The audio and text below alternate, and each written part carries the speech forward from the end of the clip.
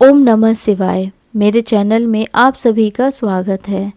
आज की इस वीडियो में मैं आप लोगों को ऐसे महान ऋषि के बारे में बताने वाली हूँ जिन्होंने मानव कल्याण के लिए न सिर्फ अपने प्राणों का बलिदान दिया था बल्कि अपने शरीर की हड्डियों को भी दान कर दिया था।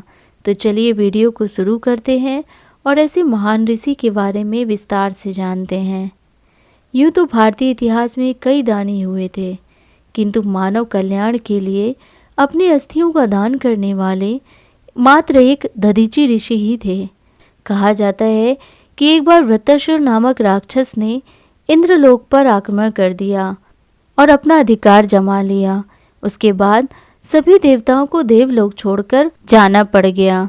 सभी देवताओं ने ब्रह्मा जी से इस समस्या का निदान करने के लिए कहा। ब्रह्मा जी ने कहा कि पृथ्वी लोक में दधीची नाम के एक महान ऋषि रहते हैं। यदि वे अपनी अस्थियों का दान कर दें तो उन अस्थियों से एक वज्र बनाया जा सकेगा और उस वज्र की शक्ति से ही वृत्तासुर का वध हो सकता है, क्योंकि वृत्तासुर को किसी भी अस्त्र शस्त्र से नहीं मारा जा सकता। इसके अतिरिक्त और कोई दूसरा उपाय नहीं है। देवराजेंद्र महर्षि दधीची के पास जाना नहीं चाहते थे, क्योंकि इंद्र ने एक बार दधीची ऋषि की तपस्या भंग करने का प्रयास किया था और उनका अपमान भी किया था। दरअसल महर्षि दधीची ब्रह्म विद्या जानते थे और इंद्र उनसे इस विद्या को सीखना चाहते थे, परंतु दधीची ऋषि ने यह कहकर मना कर दिया था कि आप इसके योग्य नहीं हैं। यह सुनकर इंद्र ने कहा कि यदि आप किसी और को यह विद्या देंगे तो मैं आपका सिर धड़ से अलग कर दूंगा। महर्षि दधीची ने कहा कि यदि कोई योग्य व्यक्ति मेरे पास आएगा तो मैं उसे जरूर इस विद्या को सिखाऊंगा। कुछ समय बाद अश्विनी कुमार उनके यहाँ विद्या सीखने के लिए पहुँचे तो महर्षि दधीची ने कहा कि मैं तुम्हें यह विद्या जरूर सिखाऊंगा, परंतु इंद्र ने मेरा सिर धड़ से अलग करने की धमकी दी है।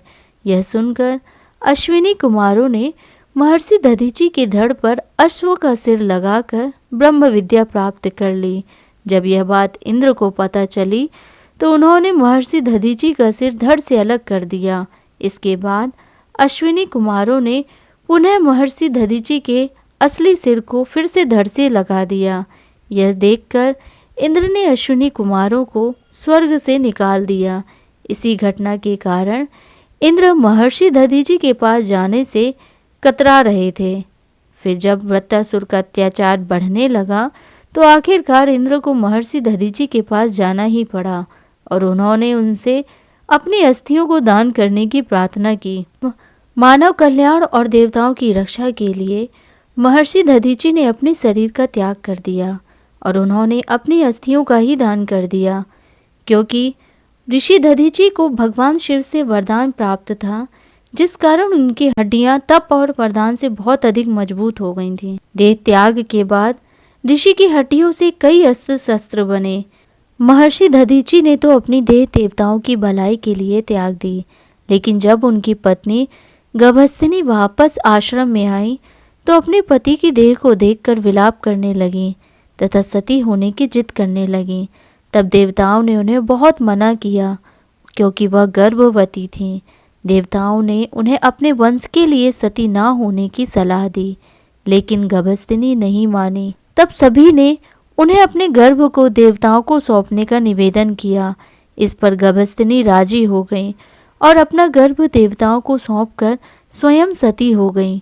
देवताओं ने गभस्तिनी के गर्भ को बचाने के लिए पीपल को उसका लालन पालन करने का दायित्व सौंपा। कुछ समय बाद वह गर्भ पलकर शिशु हुआ तो पीपल द्वारा पालन पोषण के कारण उसका नाम पिपलाद रखा गया। यही कारण है कि महर्षि दधीची के पुत्र का नाम पिपलाद हुआ। तो ये थी जानकारी ऐसे महान ऋषि के बारे में जिन्होंने मानव कल्याण के लिए न सिर्फ अपने प्राणों का बलिदान दिया बल्कि अपने शरीर की हड्डियों को भी दान कर दिया।